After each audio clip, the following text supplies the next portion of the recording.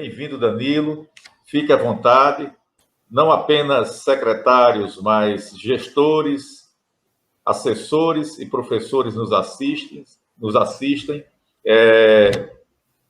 e bem ansiosos para a sua fala. Bom dia, Danilo. É com você. Bom dia a todos. Bom dia, senhoras e senhores. É realmente uma grande oportunidade, uma grande alegria poder estar aqui ocupando essa tribuna virtual, né? Lugar esse que já foi ocupado por educadores, por profissionais tão gabaritados para falar sobre assuntos tão importantes para a educação. Eu me sinto um privilegiado estar com vocês aqui nessa manhã para partilhar de 3 assuntos. Hoje nós vamos estar fazendo uma divisão breve e talvez você, no início, tenha se perguntado, né? Mas o que a arrecadação de impostos tem a ver com educação, não é verdade? Mas eu quero, através de uma simples e direta, colocar para você que tem tudo a ver, né?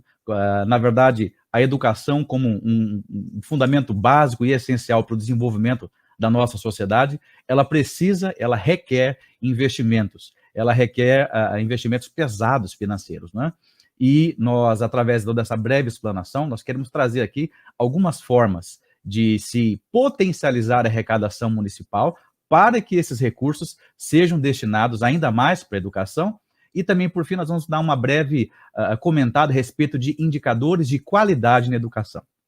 Muito bem, eu trouxe aqui um material que eu gostaria de partilhar com vocês, alguns slides, e nós vamos, então, iniciar a nossa primeira parte, tratando, portanto, da questão da arrecadação municipal e dos recursos sendo direcionados para a educação. Muito bem, como é de conhecimento dos senhores, segundo a própria Constituição Federal, deixa eu me organizar aqui, muito bem, segundo a própria Constituição Federal, nós temos, né, uma destinação de, no mínimo, 25% de toda a arrecadação para a educação. Então, nós já vemos que, inclusive, é interessante que a Constituição ela diz mínimo de 25%, ou seja, até mais poderia ser e deveria ser direcionado para a educação. Através, então, desta baliza, que é a nossa Carta Magna, nós temos, portanto, o direcionamento dos recursos oriundos dos impostos para que sejam direcionados à educação. Muito bem, avançando. Nós temos aqui alguns impostos que são parte da receita que um município gera. Então, na área da esquerda aqui, nós temos os impostos que são próprios da administração municipal, né? Temos o IPTU, o ISSQN, que nós vamos conversar sobre ele de uma forma específica, ITBI, e não uma forma de impostos, mas nós também trazemos aqui o Fundo de Participação dos Municípios. Os impostos que estão sendo listados do lado direito da sua tela, eles são impostos que são cota à parte, são distribuídos um percentual de suas arrecadações, como o ICMS, o ITR, o IPVA e alguns outros que estão sendo listados, né? Mas os impostos próprios da arrecadação municipal, que podem ser geridos pela prefeitura, nós podemos dizer que os principais, então, são o IPTU e o ISSQN. E nós queremos concentrar a nossa conversa dessa manhã, nessa primeira parte, na questão do ISS. Bom? Lembrando, né, pontuando essa importante vitória que nós tivemos recentemente, né, uma grande ameaça à educação, o término do Fundeb, mas também aliado a uma grande vitória que nós tivemos com a emenda constitucional garantindo, né, a inserção do artigo 212-A, inserindo que agora o Fundeb não é apenas um recurso temporário, mas sim um fundo permanente.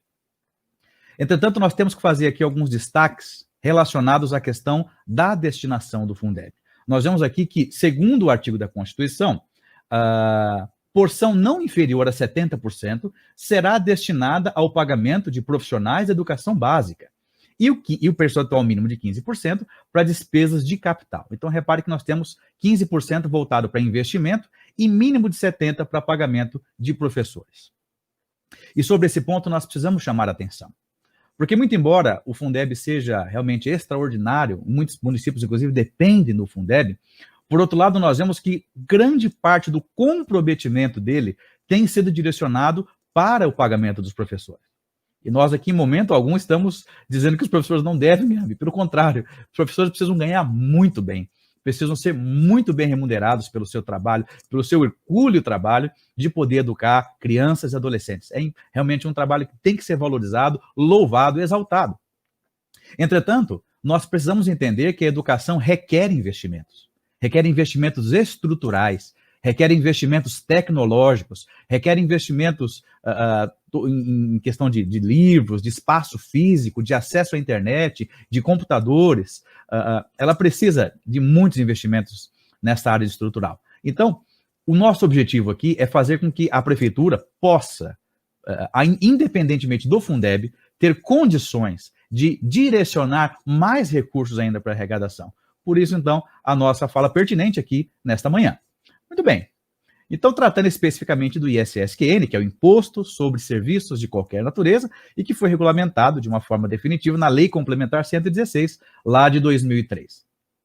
E quando nós analisamos o ISSQN, que é o Imposto sobre Serviços, nós encontramos que existe uma tabela, né, um anexo, que traz, então, quais seriam as atividades econômicas que incidiriam sobre a base de recolhimentos de ISS. E aqui nós temos, no item 15 desse anexo da lista de serviços, nós temos serviços relacionados ao setor bancário ou financeiro. Muito bem, o nosso foco aqui, nesse instante, é tratar a respeito de potencialização de ISSQN de uma forma específica para empresas dos setores financeiros. A gente está falando aqui de bancos, não é? E por que nós estamos falando de bancos, especificamente? Com certeza nós temos aqui secretários de finanças que estão nos acompanhando e sabem das grandes dificuldades que se enfrentam quando o assunto é recolhimento de ISSQN por bancos. Tá? Então nós vamos tratar aqui algumas dessas dificuldades e entender um pouco mais. Primeiramente, como os bancos declaram o seu valor e como eles fazem o seu recolhimento. A primeira forma, ainda existe muitos municípios que trabalham desse jeito, a emissão de guias manualmente. Ele entra ali, ele coloca o valor que ele entende, que ele julga, e ele faz a emissão, portanto, da sua guia de recolhimento. Alguns outros municípios trabalham também já com o sistema de declaração de instituições financeiras e assemelhadas, que é o famoso sistema DESIF. O DESIF ele tem dois formatos de trabalho também. Um deles também é o autodeclaratório, onde a agência bancária entra ali dentro do sistema e informa o valor.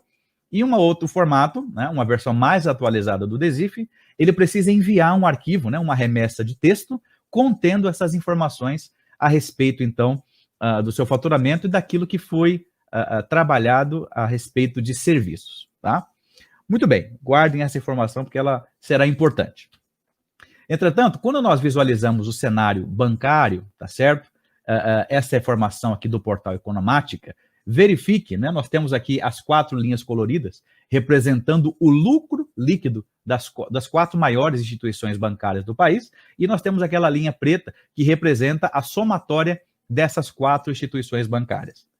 Então, verifique, senhores, que nós estamos falando aqui de lucro líquido, tá bom? Então, quando nós observamos somente esse ponto aqui, olha, que é o 4º trimestre, estamos falando do trabalho de um lucro líquido de um trimestre. Nós estamos falando que esses 4 bancos consolidaram 21,8 bilhões. E quando nós observamos a crescente do lucro líquido dessas instituições, nós temos que fazer uma analogia imediata. A pergunta é, essa arrecadação tem sido refletida também nos recolhimentos de ISS? Nós acreditamos que não. Então, nós estamos aqui com o objetivo de instrumentalizar secretários, secretarias, prefeituras, para que tenham condições de fiscalizar, condições de cobrar, condições de estar de uma forma mais ativa, fazendo com que essa arrecadação aumente. E aumentando, nós verificamos, então, que a educação com mínimo de 25% a ser destinada para ela, com certeza nós veremos um grande aumento. Agora, eu gostaria de tratar aqui a respeito de serviços, porque primeiro nós falamos de lucro líquido, não é verdade? Mas nós temos a definição, inclusive, da própria FEBRABAN, que é a Federação Brasileira dos Bancos. E conforme definido por artigo através da própria FEBRABAN, nós vemos que a tarifa é contrapartida de uma prestação de serviço. Ou seja, tarifas bancárias, emissão de extratos, emissão de cartões e nós temos uma série, nós vamos trazer aqui, destrinchar um pouco mais os anexos, né? Nós veremos que existem muitas atividades exercidas pelas agências bancárias que se enquadram diretamente na questão de serviços. E nós veremos, então, ao longo do tempo, né? Inclusive essa estatística que eu trouxe para vocês, ela é divulgada pelo Banco Central do Brasil. Nós temos aqui esses 3 indicadores, né? Que são indicadores de receita. Nós temos aqui receitas de tarifas bancárias, receitas com cartão de crédito e receitas com administração de fundos. Eu quero que você observe aqui, a partir de dezembro de 2015, o que tem acontecido com o faturamento das agências bancárias desde essa época. Veja só, primeiro, quando nós estamos falando de receitas com tarifas bancárias. Esse indicador só sobe, apenas sobe, e chegou em dezembro de 2019 com um faturamento de 50,2 bilhões. Somente com receitas de tarifas bancárias. Quando nós observamos a questão de receitas com cartões de crédito, nós vemos uma receita extraordinária apenas em dezembro de 2019, no único mês, de 68,8 bilhões. E ainda analisando receitas com administração de fundos de mercados e capitais, nós enxergamos em dezembro de 2019, 36 bilhões de reais. Portanto, se nós conseguíssemos observar a mesma crescente se refletindo no recolhimento, na arrecadação de ISS-QN das nossas prefeituras, nós entenderemos que está tudo certo. Mas o fato é que existe algumas dificuldades na questão da autuação, na questão da verificação, tá certo? Da fiscalização, inclusive quando se fala nas execuções fiscais. E aí nós vamos tratar muito sobre isso. Primeiro, eu quero que você verifique alguns dos itens que são subitens daquele item número 15 da lista anexa da lei complementar. Então, quando nós reparamos, nós enxergamos que praticamente a grande maioria, não é, dos trabalhos, das atividades exercidas nas agências bancárias, sim, elas incidem ou deveriam incidir como recolhimento de ISS-QN. Veja lá como essa lista é extensa. Então, nós temos aqui abertura de contas correntes, fornecimento de atestados, ficha cadastral, né? Aquele famoso TAC, SAC, né? Acesso a contas por internet, pelos caixas eletrônicos, fornecimento de saldo, compensação de boletos, devolução de títulos, operação de câmbios. Aqui a lista é extensa, né? E o nosso objetivo não é entrar em item por item, mas apenas que nós possamos observar a quantidade de itens, subitens, né, previstos pela lei complementar, fornecimento de cartão de crédito, compensação de cheque, transferência de valores, tarifas de movimentações, análise jurídica para avaliação de imóveis, né, quando você compra um imóvel e tem que ir lá pagar aquela tarifa de avaliação, aquilo é serviço, renegociação de contrato, termo de quitação, enfim, é uma lista muito, muito grande. E nós observamos então que esses serviços, eles, de acordo com a lei, eles devem ser base para recolhimento de ISS-QN.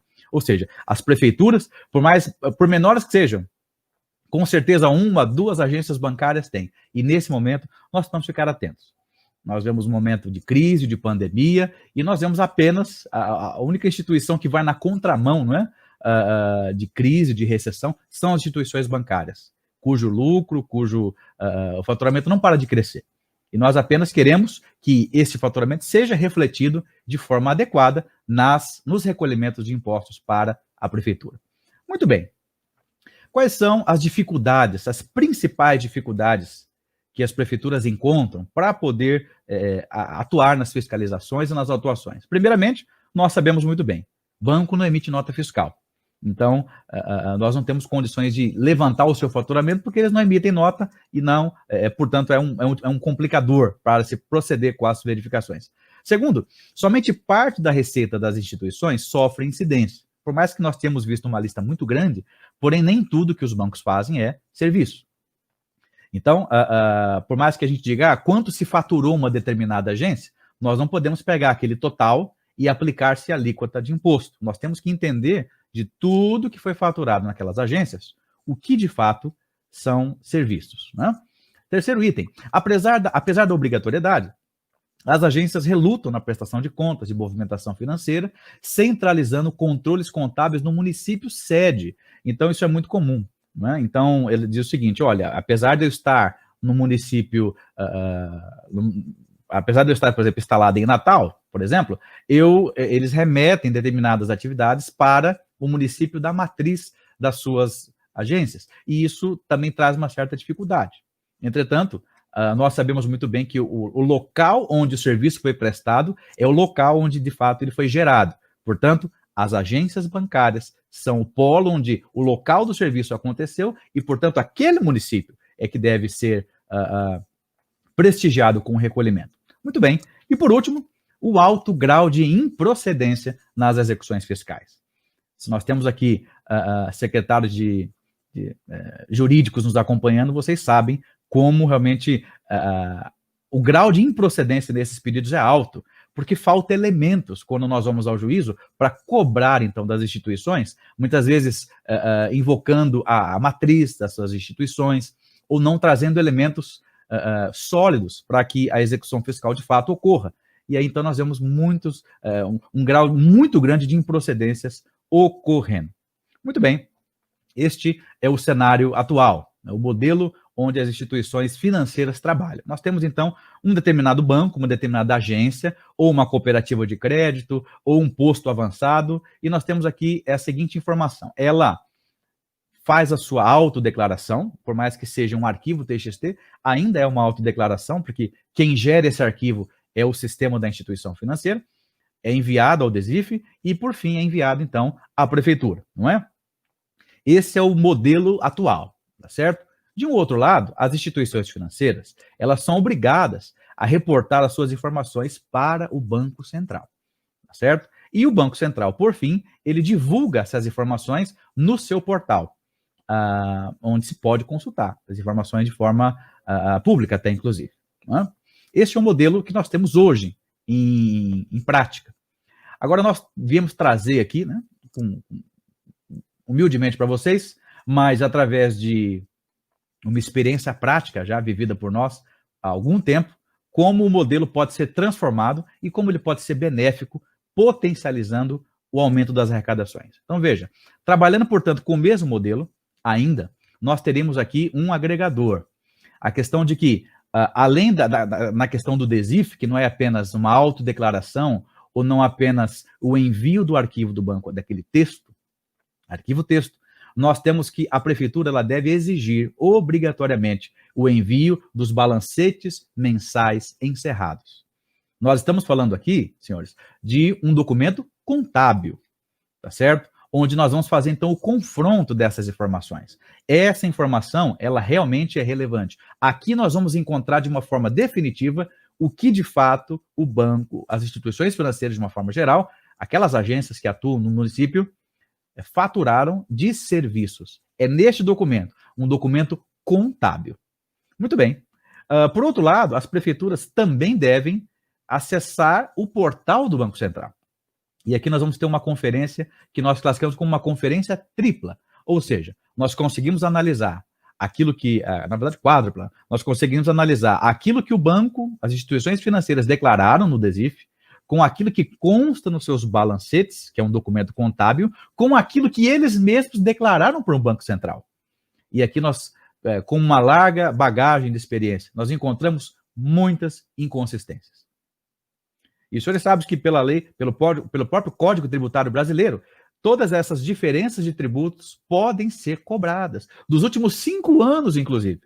Então, o nosso primeiro objetivo com esse trabalho é auditar os últimos 5 anos de recolhimento, de forma que quando nós olhamos esses últimos 5 anos e encontramos essas diferenças, esses valores eles podem ser cobrados com juros e correção monetária. Portanto, analisando aquilo que de fato foi declarado no DESIF, aquilo que foi efetivamente realizado no caixa da prefeitura, aquilo que está constando nos balancetes das instituições financeiras, aquilo que eles declararam para o Banco Central, quando nós conseguimos fazer essa análise completa, combinatória de todas essas bases, nós conseguimos chegar a uma análise precisa, pericial, contabilmente correta, para que nós possamos ter elementos, inclusive, para notificar essas instituições financeiras, para, se for o caso, incluí-los na base de dívida ativa e, por fim, com sólidos fundamentos na questão das execuções fiscais, caso necessário. Muito bem. Muito bem. E aqui, portanto, né, a prefeitura, com toda essa base, tem condições de produzir notificações e as devidas autuações. Muito bem. Então, este trabalho, ele vai visar exatamente isso, auditar os últimos 5 anos de recolhimentos, cobrar eventuais diferenças acrescidas de juros e correção monetária e automatizar esse envio das informações, evitando eventuais futuras diferenças. Uma vez que o passado foi corrigido, nós podemos, de uma forma muito evidente, clara, também fazer com que esse trabalho seja perene, ou seja, a partir daqui em diante, esse balancete, como ele é mensal, como ele é encerrado, ele instituir a obrigatoriedade para que as instituições o enviem todos os meses. E dessa forma, então, os fiscais, a parte de toda a segurança, possa visualizar as informações de uma forma clara, nítida, transparente, correta, precisa e interferir nessa questão. Nós cremos piamente que esse imposto, ele representa, aliás, estatísticas mostram, né? Ele representa mais de 46% de grande parte da arrecadação dos municípios brasileiros. Essa atuação, essa análise, essa junção de esforços vai produzir efeitos positivos para a prefeitura e, consequentemente, para a Secretaria de Educação. Nós teremos mais recursos para que sejam destinados não apenas para o pagamento de forma de qualidade para os professores que merecem, que fazem jus a bons salários, a educação continuada, a preparo, mas também na questão de infraestrutura para que o serviço prestado de educação aos nossos alunos, às crianças e adolescentes, possa ser ainda melhor prestado. Não é? Muito bem, esta seria a primeira parte, onde a gente está concentrando a questão de ISSQN. Agora, numa segunda parte breve, uma outra fonte que nós podemos tratar também de potencializar receitas para a prefeitura e, consequentemente, direcionar recursos para a educação, falamos de INSS, mas não é um recolhimento qualquer, é o INSS que ele é produto da folha de pagamento, tá certo? Nós, com os nossos funcionários da prefeitura, municipais, nem todos são concursados. Grande parte desses funcionários tem o seu vínculo com a prefeitura de acordo com o regime de CLT. Portanto, nós temos ali na sua folha de pagamento, no meio das suas rubricas, né, nós temos ali um pagamento de impostos de INSS, que a gente chama de Contribuição Previdenciária Patronal, né, o CPP, e inclusive também o risco ambiental de trabalho. Esse valor não vai para os funcionários, ele vai diretamente para o governo. É uma cota de impostos que é diretamente direcionada para o governo, instituído, inclusive, através da Lei 8.212 de 93. Muito bem. Seguindo. Nós temos aqui, deixa eu avançar, muito bem. O que diz esse artigo? O artigo 22, ele diz, né, nós temos aqui a força de lei, que nos traz que 20%, portanto, das remunerações devem ser direcionadas à Seguridade Social e também a questão ali do risco de trabalho, que vai de 1% a 3%. Muito bem. Quando nós vemos uma folha de pagamento, olerite, né, como a gente costuma chamar, nós verificamos ali que as rubricas, os proventos, né, aquilo que de fato o funcionário recebe, ele tem apenas duas classificações. A classificação salarial ou a classificação indenizatória. Se ele é uma verba salarial, ele será base para que a gente possa aplicar a alíquota de INSS. Se ele não é salarial, se ele é indenizatório, não há incidências de INSS. Tá certo? Muito bem. Aqui, tenho certeza que não falei novidade para ninguém. Mas o que acontece? Ao longo dos anos, desde a instituição desta lei, empresas públicas e privadas, de todos os setores, elas vêm buscando o judiciário para que determinados entendimentos de algumas dessas verbas fossem modificadas. Eles deixassem, né, de ser salarial para se tornar indenizatório. Ou seja, se o meu conjunto de verbas, eu tenho uma quantidade menor de salariais, significa que o valor pago de INSS também será menor. E o que aconteceu ao longo dos anos? O judiciário entendeu, né, através de muitas sentenças, de muita briga, entendeu-se lá no judiciário que algumas dessas verbas, elas viraram, de fato, indenizatórias. E o que a Receita Federal do Brasil, ela faz em relação a isso? Ela, claro, ela sempre contra-argumenta no sentido de preservar a sua arrecadação, não é? E as empresas públicas e privadas também argumentam no sentido de reduzir as suas arrecadações. E, por fim, quando essa discussão já está bem apurada, já está bem maturada, a própria Receita Federal, ela acaba considerando que, de fato, houve uma mudança de entendimento. E quando ela divulga esse entendimento, através das suas instruções normativas, através dos pareceres da Procuradoria-Geral da Fazenda Nacional, ou através de pareceres emitidos, né, de solução consulta, através da COSIT, que é a Coordenação Geral Tributária, nós temos, então, a manifestação da Receita dizendo assim, olha, muito bem, a partir de agora eu entendo, sim, que essa verba ela não é mais salarial. Por que a gente está falando tudo isso? Aonde nós vamos chegar? Veja só, o que diz o parecer da Coordenação Geral Tributária? Veja só, através deste item, a solução COSIT 362. Olha só, a pessoa jurídica que apurar crédito relativo à contribuição previdenciária, prevista no inciso 1 do artigo 22, veja só, e que for passível de restituição, poderá utilizá-lo na compensação de contribuições previdenciárias. E aqui, mais uma vez, nós também trazemos o mesmo caráter que o ISSQN pode produzir.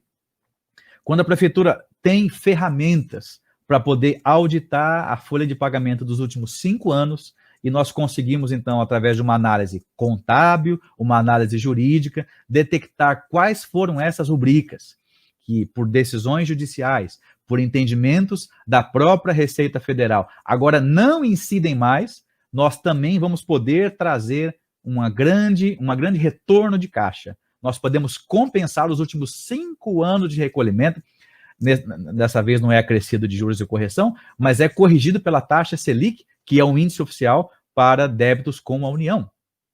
E a partir desse momento, nós conseguimos, inclusive, ajustar a nossa folha de pagamento. Se determinada rubrica não incide mais, além de eu recolher os últimos 5 anos, a partir de agora eu posso ajustá-la de modo que a partir dos próximos meses eu já não vou recolher mais.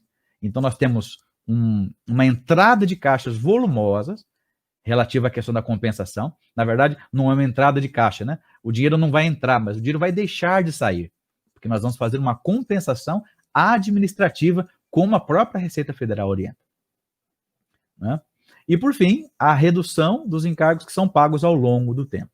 Então, nós verificamos aqui duas ferramentas que podem ser e devem ser utilizados pelos gestores municipais para potencializar a arrecadação dos seus municípios, para que não fiquem tão dependentes de repasse de verbas federais, tão dependentes de verbas de cota à parte de tributos, mas que possam gerir esses impostos e esses recolhimentos de uma forma que isso seja otimizado, potencializado e enxugado das melhores formas, visando o bem público.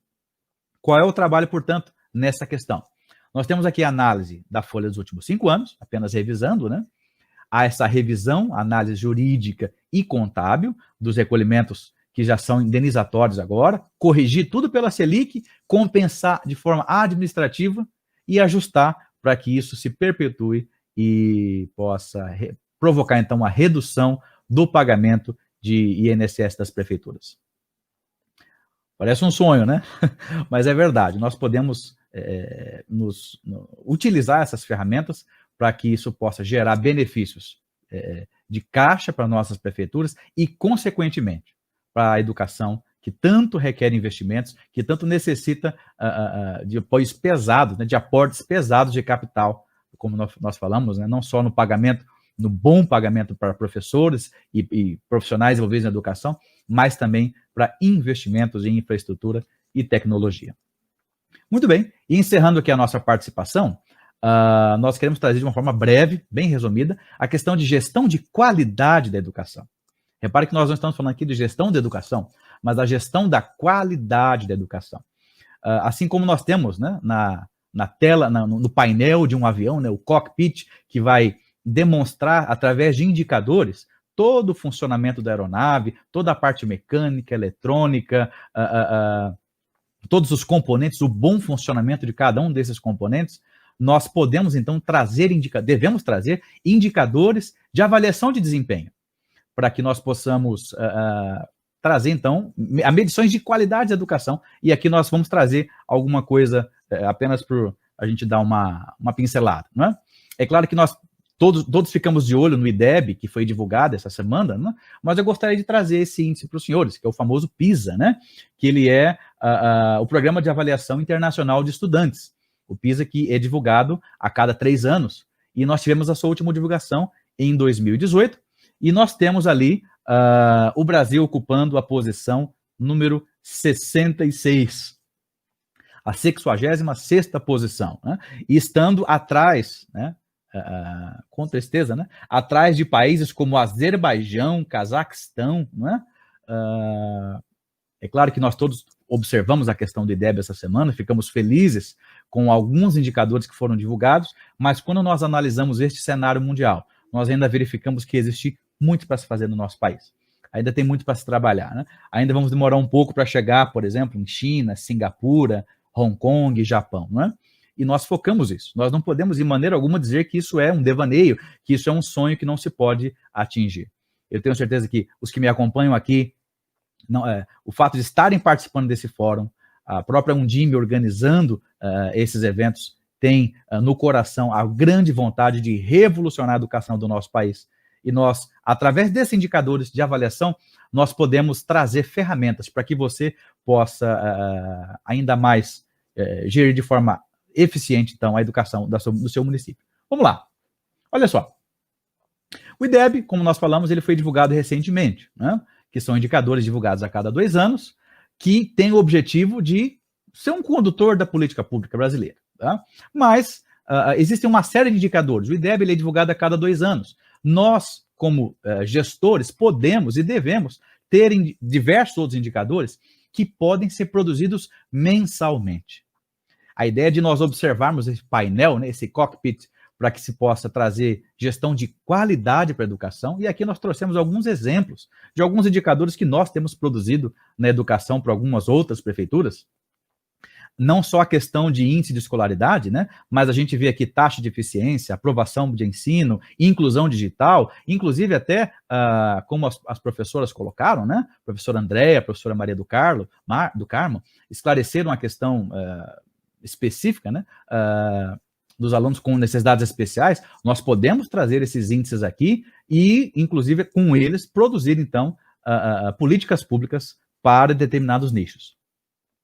Agora, quando nós analisamos os indicadores, esses IADs de forma conjunta, nós entendemos que o processo de investimento na educação, ele é correlacionado com as demais áreas. Eu tenho certeza que você sabe do que eu estou falando, né?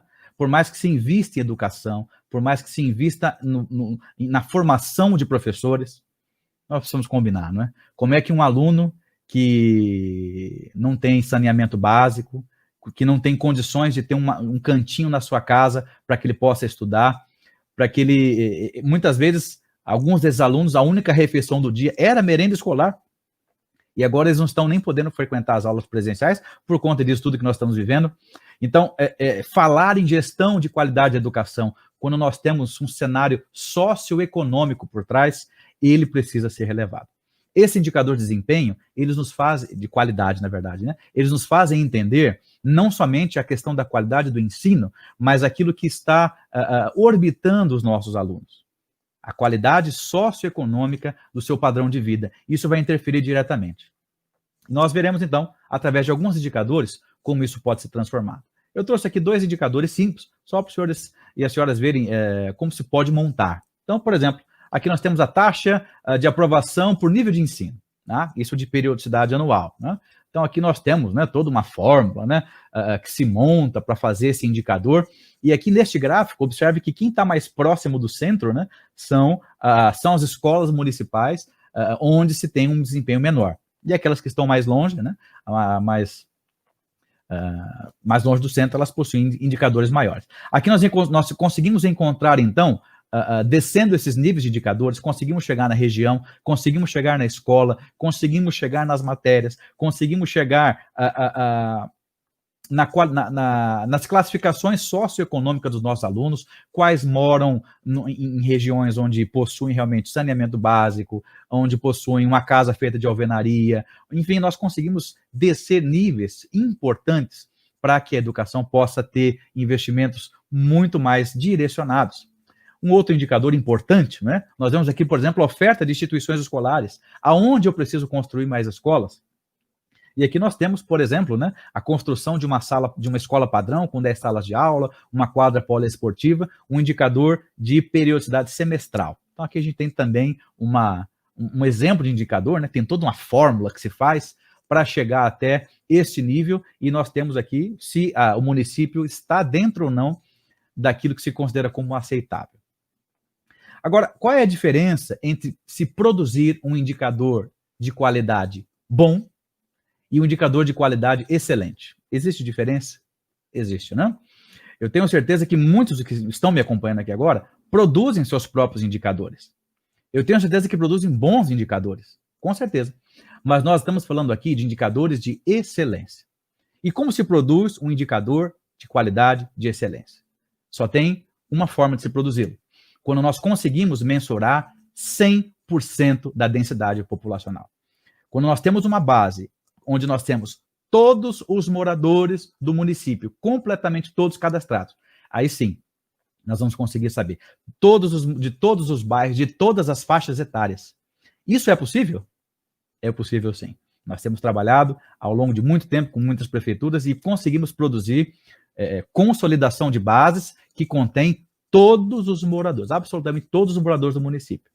Então, quando nós temos uma base bem feita, nós conseguimos produzir. Por que o indicador é de excelência? Porque quando nós temos uma massa de testes pequena, nós conseguimos produzir indicadores, por mais que eles possam ser efetivos no apontamento.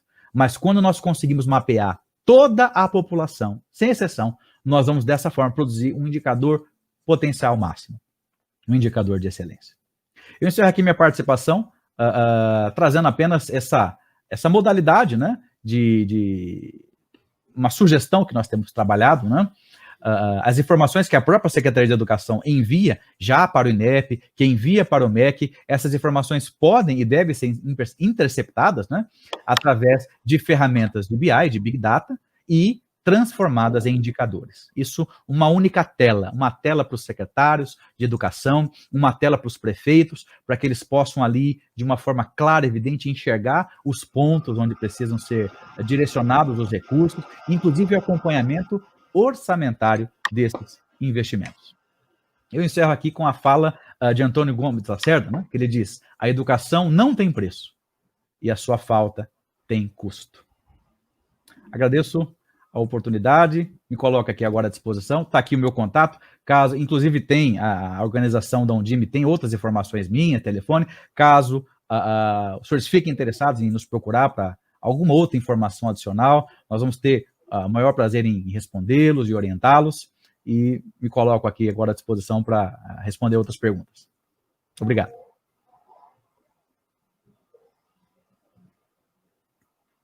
Ok, Danilo. Primeiro, parabenizá-lo pela belíssima exposição. Eu vi aqui nos diversos comentários o parabéns à Undime pela escolha do tema, trazer o tema de ISS, que está dentro da questão do financiamento da educação, é de suma importância. Eu consegui aqui, dentro de várias perguntas aqui, questionamentos levantados, Danilo, alguns aqui que eles são preocupações que eu achei comum em vários que fizeram questões aqui nos comentários. Pois não. Uma delas, Danilo, que foi levantada por vários, está ligado muito à questão da pandemia, né? E nesse cenário da crise sanitária, da crise de saúde, mas também interligada com a queda de arrecadação, uma das questões aqui que levanta nas preocupações é como é que você vê essa perspectiva do pós-pandemia, os reflexos na economia, na arrecadação e no financiamento da educação pública. Essa é uma primeira questão que eu queria te colocar aqui levantada. Certo. Muito bem. Nós esperamos, né, nós temos expectativa de que a economia possa se recuperar. Nós temos, de fato, indicadores que mostram uma lenta recuperação. Quando a gente fala de economia brasileira, nós temos que realmente sermos realistas e entender que essa recuperação será muito lenta. Mas quando a gente está falando a respeito dos itens que nós propomos nessa manhã, essas tomadas de ação, elas podem e devem ser tomadas agora, porque elas visam não somente esse momento da pandemia, mas os últimos 5 anos acontecidos. E como nós verificamos aqui nos indicadores, né, os últimos 5 anos realmente foram expressivamente bons, tanto para instituições financeiras, como também para a própria arrecadação. Nós vemos que de todo o PIB brasileiro, grande percentual, se não me engano, 1/3 dele é arrecadação de impostos. Então, as prefeituras têm o direito e devem buscar esses mecanismos para que esses valores sejam devolvidos de forma correta ao seu caixa e investidos de forma adequada. Agora, quando nós estamos falando de um cenário pós-pandemia, realmente nós precisamos ser um pouco realistas, né? A economia ela vai a passos curtos, voltando a se recuperar, mas a nossa expectativa é que isso aconteça de uma forma gradual. Agora, falando a respeito de tributos, falando a respeito de instituições financeiras, nós vimos que eles caminham na contramão de tudo, né? Inclusive na contramão da própria economia, que nós vemos a economia caminhando de uma forma muito em retração, e nós verificamos indicadores que apenas mostram crescimento de instituições financeiras, e o correto, o justo, é que isso seja revertido na contribuição correta dos seus impostos. Danilo, dentro dessa preocupação que você coloca com o sistema financeiro, que é um sistema que realmente, em toda crise, ele consegue ter uma taxa de lucro muito alta, né? E uma das perguntas aqui é de um gestor da Escola Municipal, Wagner Lopes de Medeiros, lá de Jucurutu, que ele tem uma dúvida. Ele pede para te perguntar sobre para o município arrecadar o ISSQN, né? Se é necessário alguma lei municipal que o executivo precisa que autorize essa cobrança. Essa é uma dúvida que é levantada aqui por esse gestor da Escola Municipal lá de Jucurutu. Então, professor Wagner, não é isso? Bom dia, professor. Isso. Obrigado pela pergunta. Na verdade, já possui força de lei. Nós vimos que a Lei Complementar 116 de 2003, ela instituiu o ISS e o ISSQN, na verdade, né? Ele é de gestão exclusiva das prefeituras. Então, a prefeitura ela tem todo o direito de fiscalizar, de cobrar, de autuar, de notificar, de incluir, se for o caso, como dívida ativa e de fazer a sua execução através da execução fiscal. Tá? Então, ela está completamente amparada pela lei para trabalhar ao favor do aumento da sua arrecadação e de sua fiscalização. Danilo, tem 2 questões aqui que eu captei aqui nos comentários e transformei em apenas uma. É com relação a pacto federativo e reforma tributária. Se sabe que a União concentra hoje uma parcela significativa da arrecadação de todos os tributos no país, né? E a preocupação é essa: como é que você vê esse cenário e se há possibilidade de um pacto federativo que redistribua, que coloque lá para a ponta, que é o município, que realmente todos esses serviços estão lá na ponta: saúde, educação, E, ligado a isso, como é que você vê essa reforma tributária que está sendo discutida hoje na Câmara e no Senado, se, na sua avaliação, ela melhora na questão da arrecadação de tributos no município e se isso vai trazer melhoras no financiamento da educação. São duas questões que estão interligadas, que eu captei e te coloco aqui para suas considerações. Certo. Bom, a questão da reforma tributária necessária, né? Parece que quando nós vemos a quantidade de impostos que existem, tá? Se nós quantarmos entre impostos e taxas, nós temos 92 de impostos e taxas, tributos e taxas no nosso país. É uma quantidade excessiva, exorbitante, uma carga tributária muito alta. Isso, sem dúvida, precisa ser revisto. Agora, quando nós estamos falando de contribuições municipais, nós não vemos nenhum movimento por parte desses projetos de lei, da própria reforma em si, em estar mexendo com recolhimentos municipais. Isso a gente está falando, então, de IPTU e de ISSQN. A gente está falando de outras entradas, de outros impostos, mas nós não vemos nenhum movimento do Congresso no sentido de modificar ou extinguir qualquer um desses dois impostos que são a base de arrecadação do município. Então, nós não veríamos nenhum problema relacionado nem a IPTU, nem a ISSQN. Ok, Danilo. Foram essas as questões aqui levantadas pelos participantes e gostaria de, novamente, agradecer pela sua palestra, a importância do tema colocado, né? Financiamento é uma questão que todos os profissionais envolvidos com a educação, aqueles que militam na educação, têm que se envolver, têm que entender, porque não se faz educação pública de qualidade sem financiamento e sem otimizar esses recursos, como bem colocou você. Esses recursos eles têm que refletir também na qualidade. Te agradecer e passar para as suas considerações finais.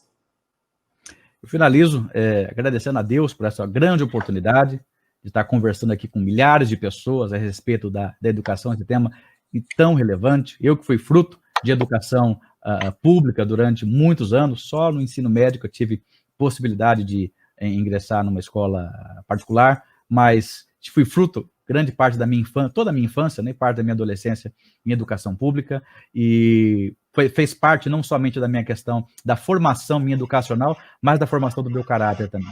Sou grato por poder partilhar esses conhecimentos com vocês e espero, do fundo do coração, que possa ser plantada essa semente no coração de educadores, de profissionais de finanças, que possam realmente resgatar esses valores de recuperação, de potencialização de suas arrecadações, para que a nossa educação tenha cada vez mais condições de investimento. Claro, como nós falamos, uma boa paga, um bom salário para os nossos educadores, merecem ser muito bem remunerados, mas também grandes investimentos em infraestrutura e tecnologia, para que nós possamos analisar o nosso análise do PISA, né, daqui aos próximos anos, e ver o Brasil só crescendo em qualidade e excelência. Muito obrigado. Muito obrigada, Danilo. Domingos, que manhã, minha gente. Queremos agradecer a participação de todos e todas, falas super pertinentes.